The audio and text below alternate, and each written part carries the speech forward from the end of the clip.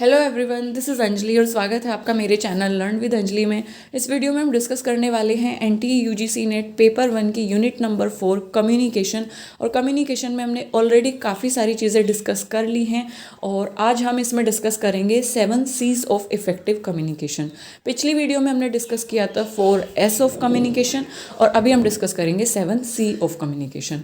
So start करते हैं video with our thought. और आज की हमारी थॉट है light only shines in the dark. मतलब कि आपका जो आप जो हो, आप का जो पोटेंशियल है, आपका एक्चुअल जो आप यू हो, वो आपकी डार्कनेस में पता चलता है। जैसे कि आप सपोज करो लाइट ऑन करते हो और वहाँ पे ऑलरेडी काफ़ी ज़्यादा लाइट है। मान लो कि आप किसी बल्ब को जला के रख देते हो सूरज के नीचे, तो क्या बल्ब की रोशनी आपको दिखेगी?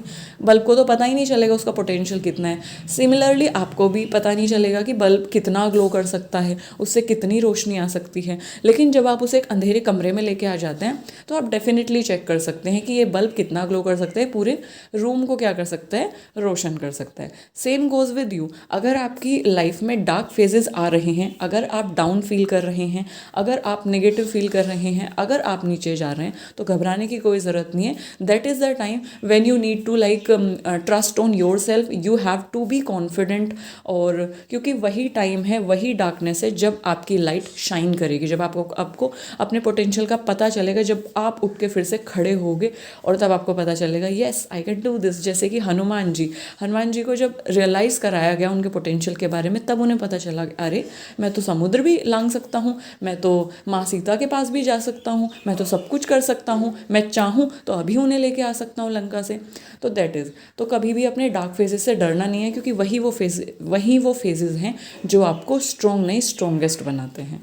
सो आई होप आपको थॉट का एक्सट्रैक्ट समझ आया होगा और थॉट आपको बहुत अच्छी लगी होगी। स्टार्ट करते हैं अपनी वीडियो को और देखते हैं 7 C's ऑफ कम्युनिकेशन। सबसे पहले शॉर्ट में देख लेते हैं। 7 C में हमारा clear, concise, concrete, correct, coherent, complete और कर्टेशियस। स्टार्ट करते हैं इनके बारे में कि क्या हैं ये 7 C और क्यों यूज़ किए जाते हैं ये कम्युनिकेशन में। 7 C का जो पर्पज़ है ना, एक सिंपल फ्रेमवर्क बनाना है लोगों के लिए। अब मान लो कि आप कम्युनिकेट कर रहे हैं, कम्युनिकेशन आप, क्योंकि कम्युनिकेशन हर लेवल पे और हर फील्ड में ज़रूरी है और ये होती है, और इससे आप बहुत हद तक बहुत चीज़ों को क्या करते हो, इम्प्रूव करते हो। जैसे वर्क प्लेस में अपने एम्प्लॉयज़ के साथ आप अपने रिलेशनशिप को इम्प्रूव कर सकते हो, बॉस एम्प्लॉय का रिलेशनशिप, ठीक है। Same goes with any organisation, same goes with any institute. तो इस तरीके से आप रिलेशनशिप को इन्हेंस कर सकते हो, आप अपने वर्क की प्रोडक्टिविटी को बढ़ा सकते हो विद कम्युनिकेशन। तो हमारी कम्युनिकेशन भी तो इफेक्टिव होनी चाहिए ना। इसीलिए तो ये एक सिंपल फ्रेमवर्क बनाया गया है ताकि लोग इसे फॉलो कर सकें और अपनी कम्युनिकेशन को इम्प्रूव कर सकें और गुड कम्युनिकेशन स्किल्स जो है मेंटेन कर सकें। दूसरी चीज़ कि इससे क्या होता है ना, कि जैसे कि हमने 4S पढ़ा, तो हमें कुछ बातों का ध्यान रखना है और हमें पता है वो सारी चीज़ S से ही बनती है, तो ईजिली हम मतलब उन्हें याद कर सकते हैं। सेम गोज़ विद C कि हमें कुछ चीज़ों का ध्यान रखना है वाइल कम्युनिकेटिंग, तो हमने उन्हें एक ही वर्ड से लाइक नाम दे दिया है, दीज आर 7 C से हमने दिया, तो वो लोगों को आसान हो जाता है याद रखना। और ये जो कम्युनिकेशन के 7 C हैं, ये दोनों पर एप्लीकेबल होते हैं, चाहे वो रिटन कम्युनिकेशन हो चाहे वो ओरल कम्युनिकेशन हो। इन बातों का आपको ध्यान रखना है। Next, moving on to, if we talk about first C, that is completeness. तो आपकी जो कम्युनिकेशन है वो कंप्लीट, मस्ट बी कंप्लीटेड, वो कंप्लीट होनी चाहिए। सेकेंड चीज़ कि it should convey all the relevant information required by the receiver. अब मान लो कि आपको कोई इन्फॉर्मेशन देनी है रिसीवर को, ठीक है। पहली बात कि आप उसे कोई बात बताना चाहते हो, आप उसे कोई मैसेज बताना चाहते हो और आपने उसे आधा अधूरा बताया, तो क्या मज़ा आएगा? क्या उसे समझ आएगी इन्फॉर्मेशन? कुछ भी समझ नहीं आएगा। और पूरे चांसेस हैं कि वो दी गई इन्फॉर्मेशन को मिसअंडरस्टूड या मिस इंटरप्रेट कर ले, और जब वो मिस इंटरप्रेट करेगा तो गलत वो आप ही को समझेगा। तो यहाँ पे ना रिलेशनशिप्स खराब हो जाते हैं इस तरीके से। ये बहुत बहुत क्रूशियल, कम्युनिकेशन बहुत मज़ेदार चीज़ है। बढ़िया कर दो तो सब कुछ बढ़िया, ख़राब कर दो तो सब कुछ ख़राब। तो आपकी जब बात सामने वाले तक पहुँच ही नहीं पाएगी पूरी, तो वो मिसअंडरस्टूड करेगा और मिसअंडरस्टूड करने से चीज़ें खराब हो जाएंगी, आपका मतलब पूरा नहीं हो पाएगा। तो मेक श्योर कि वो रेलिवेंट इन्फॉर्मेशन आपके मैसेज में हो और आपका मैसेज कंप्लीट हो और आपका मैसेज पूरा हो। जैसे कि सपोज करो अगर मैं आपको 7 C पढ़ा रही हूँ, लाइक कम्युनिकेशन के, और मैं कंप्लीटनेस और कंप्लीट करके ही लाइक इसे छोड़ दूँ, फर्स्ट पे ही इसे छोड़ दूँ, तो क्या आपको वीडियो आगे देखने में मज़ा आएगा? क्या आप मुझ पर ट्रस्ट कर पाओगे नेक्स्ट टाइम अगली वीडियो में? नहीं ना, आपको लगेगा कि ये तो कंप्लीट ही नहीं हो पा रही है इसकी इन्फॉर्मेशन। तो ये चीज़ें होती हैं। Next one is conciseness. अब कंसाइज का मतलब होता है किसी चीज़ को सम अप करना, किसी चीज़ को समराइज करना, उसे छोटा करके बोलना, बहुत सिंपल शब्दों में उसे बोलना। तो keep your message very short, simple and to the point, जो कि हमने 4S में भी पढ़ा था, शॉर्ट हमने पढ़ा था इसमें। तो कंसाइज मतलब आपका जो इन्फॉर्मेशन है वो बहुत छोटी, सिंपल और टू द पॉइंट हो, विदाउट फॉरगेटिंग द अदर्स। ऐसा नहीं है कि आप अपने मैसेज को कंसाइज करने के चक्कर में कंप्लीटनेस ही भूल गए, कंप्लीट करना ही भूल गए। तो आपको अदर सी का ध्यान रखते हुए, जो हम आगे सी पढ़ेंगे, आपको कम्युनिकेशन के अदर एस्पेक्ट का ध्यान रखते हुए आपको अपने मैसेज को टू द पॉइंट, सिंपल और बहुत बेसिक सा रखना है, ताकि रिसीवर को वो समझने में आसानी हो। Next one is consideration. Consideration मतलब टेक इन टू कंसिड्रेशन। आपको अपने रिसीवर को भी समझना है, उसे मानना है। आपकी जो ऑडियंस है, आप जिससे बात कर रहे हो, चाहे वो एक रिसीवर हो, जो भी रिसीवर है आपका, वो ग्रुप भी हो सकता है, एक पूरा एक इंसान, एक इंडिविजुअल भी हो सकता है, तो आपको उसको कंसिड्रेशन में रखना है, उसको मानना है, लाइक उसके व्यू पॉइंट को भी आपको ध्यान में रखना है, उसके बैकग्राउंड को, उसकी लैंग्वेज, उसके नॉलेज लेवल को, उसकी एक्सपर्टीज़ को। तो आपको अपने ऑडियंस या अपने रिसीवर की चीज़ों को ध्यान में रख के अपना मैसेज जो है उस तक ट्रांसमिट करना है। ये हम पहले भी पढ़ चुके हैं। मान लो कि अगर आपको लाइक अगर आपकी ऑडियंस है, उनको इतनी नॉलेज नहीं है, या एक तरीके से वो इंग्लिश में उतने अच्छे नहीं हैं, बट आप हो, तो आपको उस चीज़ का ध्यान रखते हुए ये देखना है कि आप किस तरीके से शॉर्ट एंड सिंपल शब्दों में अपने मैसेज को उन तक पहुंचाओ, हिंदी में आप पहुंचाओ, ताकि उनको अच्छे से समझ आ जाए। That is.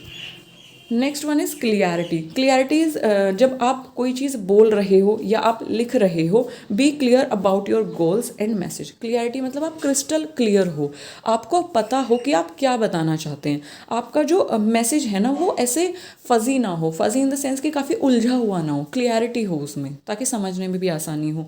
और आप अपनी बातों को मिनिमाइज़ करिए, उसको अपने आर्ग्यूमेंट को एक सिंगल सेंटेंस में मिनिमाइज़ करिए, rather than trying to achieve too much at once. मतलब आप सपोज करो डिबेट कर रहे हैं, या कोई किसी भी बात पर आप अपना तर्क दे रहे हैं, तो एक ही बार में बहुत सारी चीज़ें फ्लड करने के अलावा आप उसको short, simple, to the point, facts के साथ रखिए, ताकि आपकी बात सुनी जाए, मानी भी जाए, और वो ना बकवास ना लगे। So you have to be clear about that thing. So this is next one is concreteness. तो concreteness is something related to कि आपका जो मैसेज है वो ठोस हो, उसमें दम हो।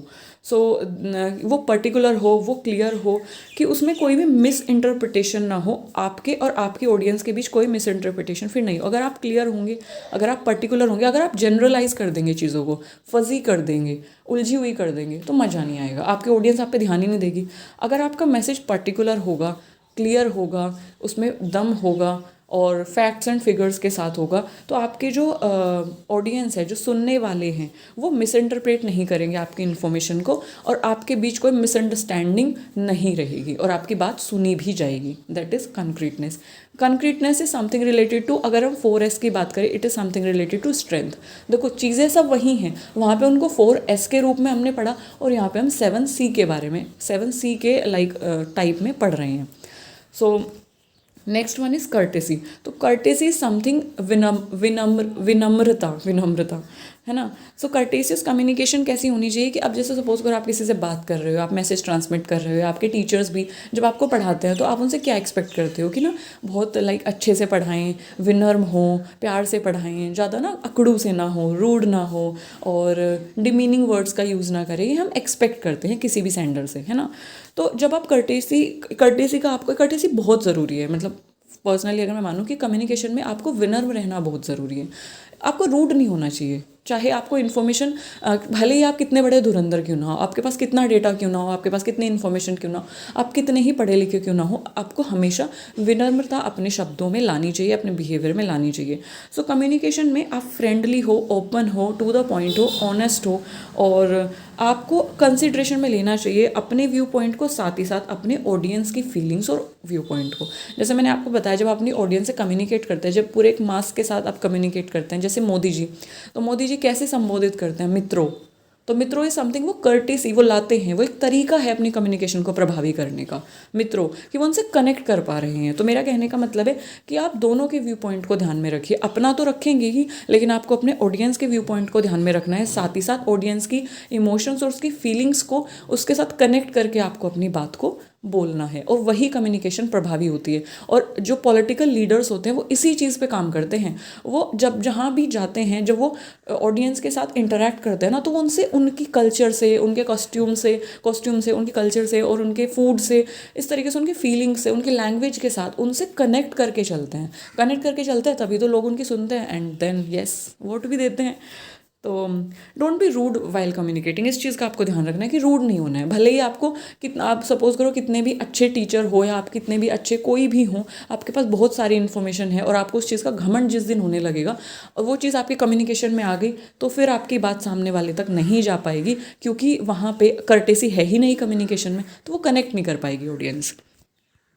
Next one is correctness. It is something related, like आपकी जो इन्फॉर्मेशन है ना वो सही हो, वहाँ पे कोई ग्रामेटिकल एरर्स ना हो आपके कम्युनिकेशन में। मतलब कि आप बात कुछ बोलना चाह रहे हैं लेकिन आप वर्ड कुछ और यूज़ कर रहे हैं, इंग्लिश के चक्कर में आपने कुछ अदर वर्ड यूज़ कर दिया जिसका मतलब कुछ और है। तो ग्रामेटिकल एरर्स ना हो आपके कम्युनिकेशन में।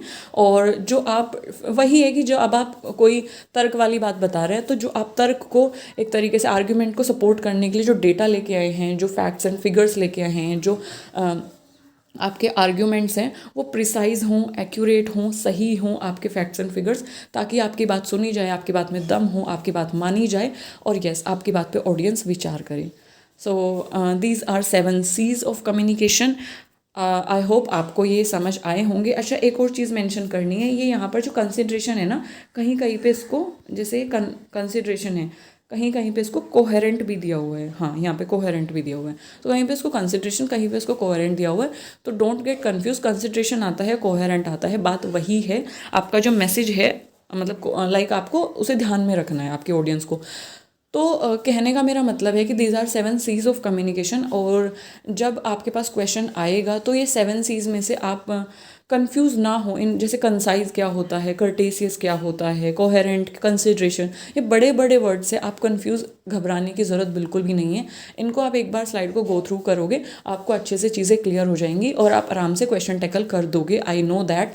और मैं एक अलग से वीडियो सीरीज़ लेके आऊँगी जिसमें मैं PYQs और प्रैक्टिस क्वेश्चन कराऊँगी। तो बिल्कुल भी घबराने की ज़रूरत नहीं है, आपकी कम्युनिकेशन यूनिट बहुत अच्छे से सारे टॉपिक्स हम क्लियर करके चलेंगे। और अपना ध्यान रखिए, stay healthy, stay happy, and yes wish you very good luck for your exam, जिनके एग्ज़ाम्स चल रहे हैं और जिनके आगे आने वाले हैं। Thank you.